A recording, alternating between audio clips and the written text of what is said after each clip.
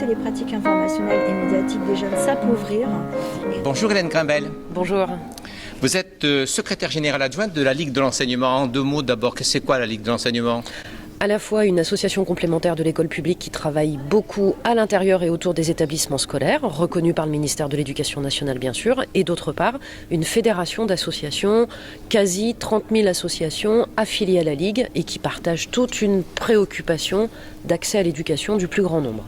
Alors depuis 10 ans, vous le dites, mais en fait depuis plus récemment, je dirais 2-3 ans, vous avez raison. La Ligue de l'enseignement fait sa révolution numérique. En quoi cela consiste-t-il ? Oui, alors depuis 10 ans, parce que d'abord sur l'éducation aux médias et à l'information, depuis les années 60 ou 70, nous y avons beaucoup travaillé, mais il y a une dizaine d'années, nous avons vraiment pris en compte l'aspect numérique.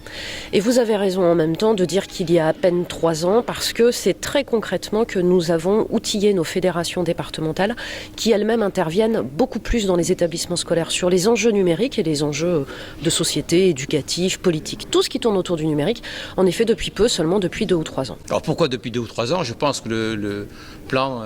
Alors le PIA, le plan d'investissement d'avenir, nous a sans doute aider à nous lancer. C'est-à-dire que sur le terrain, bien évidemment, nos associations affiliées, nos fédérations départementales ne nous ont pas attendus et elles mènent depuis quasi une dizaine d'années des actions éducatives autour du numérique. Alors ce plan, c'est Très quoi ? concrètement, le plan, le financement obtenu il y a à peine 2 ans, nous a permis de développer une action à très très grande échelle. Nous visons à former les éducateurs, les enseignants sur le temps scolaire, les animateurs périscolaires sur les autres temps de l'enfant.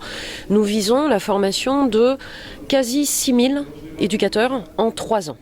Ce qui n'aurait pas été possible sans cette aide financière et cette reconnaissance de l'État très importante. Alors quels sont les objectifs de ce plan ? L'objectif, c'est de considérer que l'éducation au et par le numérique est un enjeu qui doit être partagé par l'ensemble des éducateurs. Ça ne doit pas être réservé à quelques experts du champ numérique ou à quelques techniciens qui maîtriseraient bien des usages ou des techniques, mais vraiment savoir animer un blog, savoir utiliser un appareil photo numérique, savoir utiliser son smartphone à visée éducative, etc. Tout cela ne doit pas être entre les mains de quelques éducateurs, mais doit être partagé, accessible à tous les animateurs périscolaires, par exemple, qu'on soit en milieu urbain ou en milieu rural, et surtout qu'on soit sur un territoire ou au sein d'une école connectée ou pas connectée.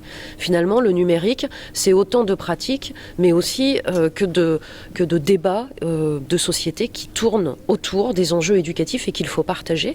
Et donc, nous, je crois, notre plan de formation vise à réduire les craintes qu'on peut avoir des usages numériques ou de notre non-maîtrise de l'évolution très rapide des usages du numérique, et puis de savoir les partager à la fois avec les parents et les enfants. Alors on aurait pu penser que ce soit la mission de l'école, mais l'école ne peut pas tout, dit-on.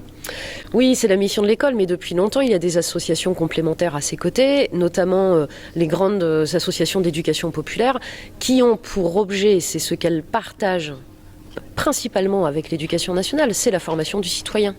Un citoyen formé est un citoyen actif, est un citoyen qui a les moyens d'être actif et donc qui est informé correctement, qui est capable d'une prise de recul, qui exerce son esprit critique, et on le fait tous les jours à l'école et en dehors de l'école à travers la formation aux médias. Alors on forme des électeurs plutôt que de travailler sur les élections ? Oui, c'est Jean Massé, le créateur de la Ligue, qui a dit ça il y a 150 ans, mais peut-être que là, en 2017, on peut le redire. Les militants de la Ligue de l'enseignement ou de l'éducation populaire n'ont pas vocation à faire des élections, mais bien à faire des électeurs. Merci beaucoup. Je vous en prie.